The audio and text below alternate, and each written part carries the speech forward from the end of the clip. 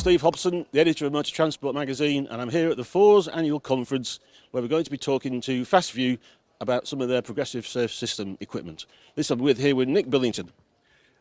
Hi, how are you? You enjoying the show? It's great, Nick. Yeah. Just tell us a bit about yourself and Fastview. Yeah, so Fastview 360, we've been going around about 9 years, came out of the haulage industry from a haulier, and we wanted to put cameras on vehicles for protection and security and safety. So the show today, we're showing the new PSS system that we've launched. We've got it installed on this vehicle here.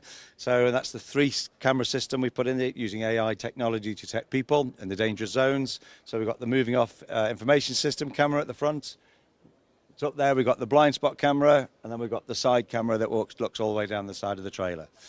Yeah, that's great. Well, I mean, what's happening now is the direct vision standard that TfL introduced 3 years ago now. I think they're updating it from October 2024. If your cab doesn't have 3 stars for direct vision, you're going to have to fit something called a progressive safe system. Now that has to completely eliminate blind spots on the near side.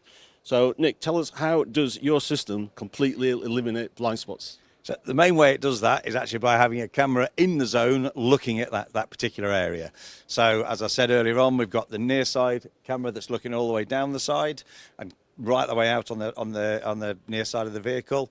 And then we've got a blind spot one which is looking right the way down into this current zone in this corner, which the driver cannot see. So, and then finally the moist camera at the front, the moving off information system camera, which is looking at that blind spot at the front, which literally drivers can't see if there's a human being in that area. Now, one big change with the new progressive safe system is it's not a passive system. It's not just detecting static objects, things like that. It has to detect if a collision is likely, which I guess requires some sort of intelligence. So it needs intelligence. It's got to detect only human beings. It's not interested in anything else. So it can't have false positives, which you used to get with the old systems. So it's purely about design. Is there a human being in an area where you're moving into? Is there a human being walking into your area that you're there? And it could that actually have an accident if they do. So the system detects it, warns the driver. If there's a potential collision, it then warns it verbally and says, look, take avoidance action. Now, am I right in thinking that these systems under the new PSS, the driver can't turn them off? Is that correct? The driver cannot turn them off, so they're permanently on. They don't make a noise outside the vehicle at certain hours, after 11 o'clock at night until 7 in the morning, which is part of the regulations. But within the cab, the driver cannot turn them off. It is there informing them initially. If there's no danger, there's just information. It will inform them with a nice little graphic that there's a human being in that danger zone. But if this indicator goes on, or he's about to turn left, or he's about to start off, that will then verbally tell the driver, watch out, there's a human being in that area. Now, just turning to the moving off system, the MOIS information system, how does that detect the difference between a car, which in London might be, a foot in front of the bumper, and somebody stood here about to step out? How does it do that? So the camera's got the ability to detect human beings, and it can differentiate between cars and human beings. The cameras will actually detect both and segregate them. However, in this case, it's only alerting on human beings. So if there's a car in that area, yes, it'll be on the screen. There's a screen inside the cab, and you'll see there's an alert, the little icon saying there's a car.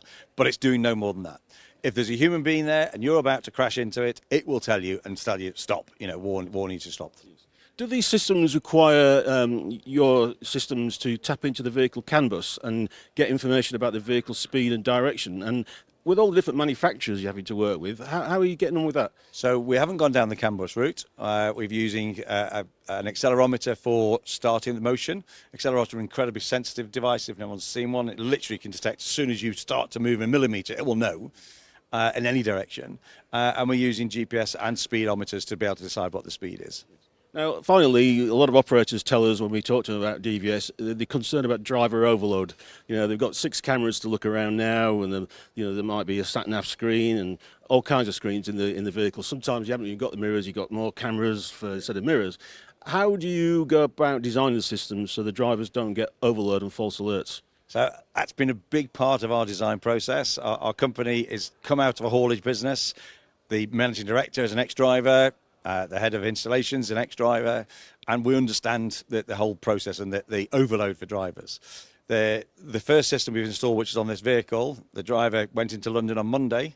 We said to him, how did you get on with that? He said, it's brilliant. I can concentrate on driving, and I just get a small notification telling me where people are all around, and I'm not taking my eyes off the road. It's fantastic. He was just blown away with how easy it was to use. That is absolutely brilliant. Nick, thank you very much indeed. Good to see you, and thanks for your time. Thank you.